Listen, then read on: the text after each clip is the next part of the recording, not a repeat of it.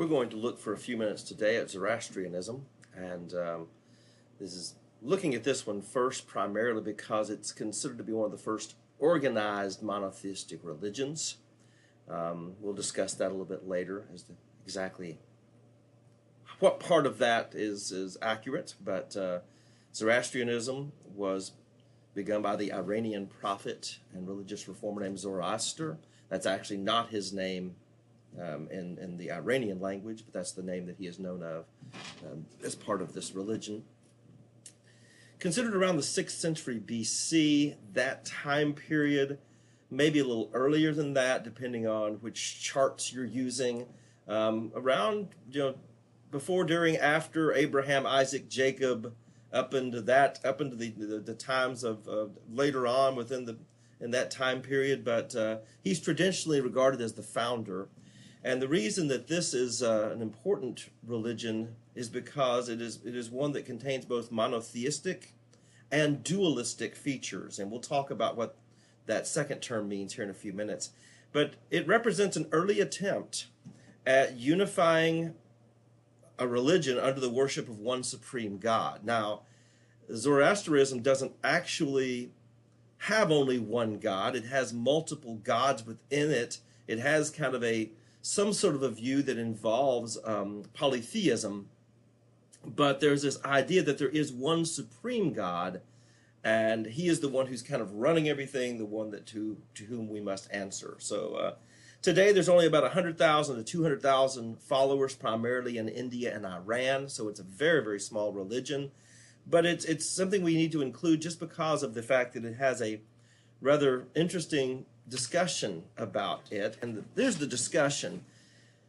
There's a lot of debate among researchers, especially those who hold to the idea of the evolution of religions. There's a discussion and debate as to whether Zoroastrianism was influenced the creation of Judaism and therefore the creation of Christianity and of Islam later on, or whether it was Judaism that formed the foundational ideas for Zoroastrianism. And once again, the problem that we have there is that we just don't have written documents from that time. We just don't have a lot of there's no way you can, you can't just sit down and it's not like you can look at a Facebook history and see who posted first to see who had the idea first. This idea of being one supreme God that was over all other gods or over all other spirits and such is an idea that came into clarity, began to come into clarity from our perspective much earlier than Abraham, but Abraham was the first one who kind of began, began forming this people group wrapped around the idea of one supreme God. And so there are some who believe that Zoroastrianism was the foundational religion and then Judaism borrowed from it.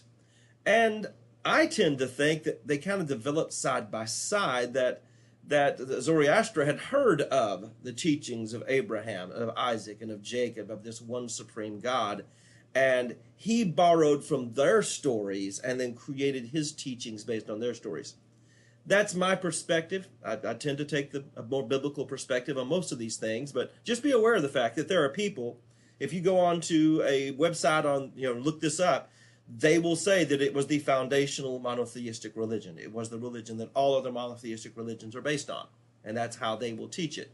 I disagree with that, and I have reasons to believe that.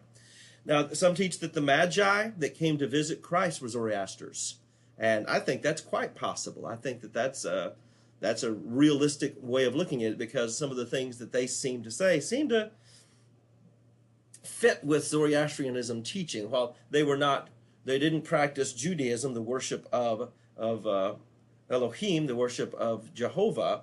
They definitely were in the world where they would have seen some of this stuff taking place and would have had an explanation for why it was taking place.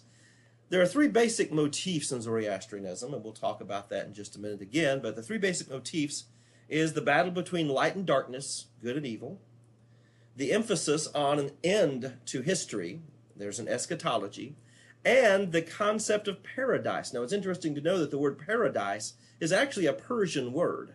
That the term paradise, as a matter of fact, it's the same kind of term that's used in Islam is actually a Persian world, an idea of a heavenly realm with a divine court, and it's the abode of the blessed. So this concept of paradise is part of Zoroastrianism. So you can see that, as I said, that you can see that some of the motifs that are there are also in Judaism and Christianity and Islam, but it's the old, which came first.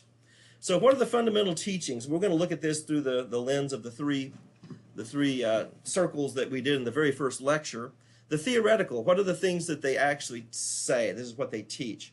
Their basic worldview is the universe is a battleground between good and evil. So when we mentioned earlier the fact that there is this concept of dualism, dualism actually exists in quite a few religions, and everything from Taoism over into Christianity and Islam. This idea of good versus evil is a part of the worldview of most religions. But this had a real strict view of there is a good forces and there are evil forces, and they're in battle.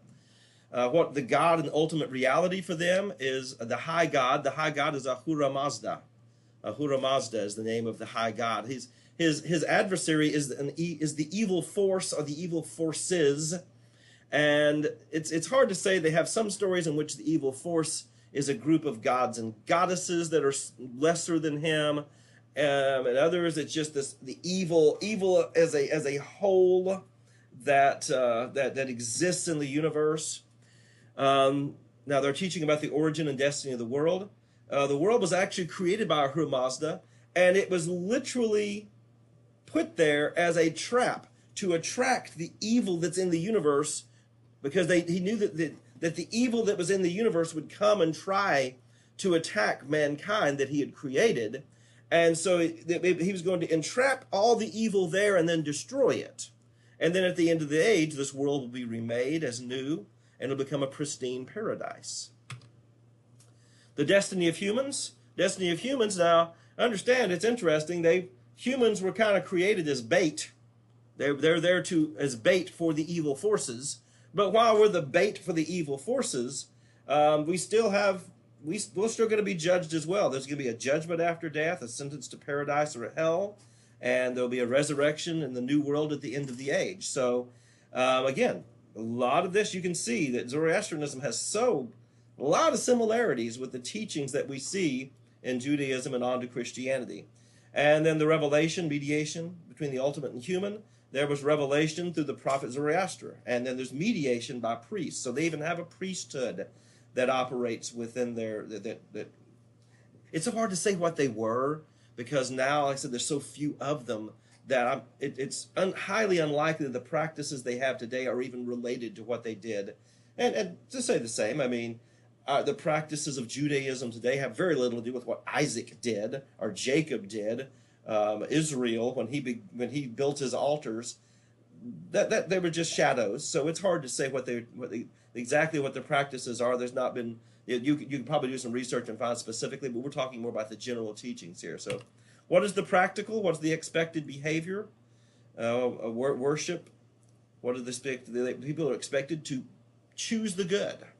This is a battleground, and human beings are expected to choose the good, to do right, to keep pure, and to maintain the faith by supporting the rites and practices of their religion. So, even though there's a supernatural, huge battle that's taking place in the universe, our part in it is to choose to worship Ahura Mazda and follow his precepts. And the sociological, they have temples, priesthood. Very close-knit community. You can imagine with them being such a tiny portion of the world, it would be really tight-knit nowadays. There's a group called the Parsis in India. That's actually there's Zoroasters, and so they're very tight-knit. And so as I said, it's a very small religion today, and the main reason to look at it is the fact that its involvement in the beginning of monotheistic religions is the reason it's of interest to us. And this is just a picture in Iran. There's the Zoroastrian Tower of Silence. These two structures here are thought to be structures that are thousands of years old, that were places where Zoroastrianism was practiced that long ago. and that's actually found in Iran. So anyway, it's very interesting just to look into this for a moment and understand why that particular group is important, and we will continue on to some of the larger monotheistic religions at this point.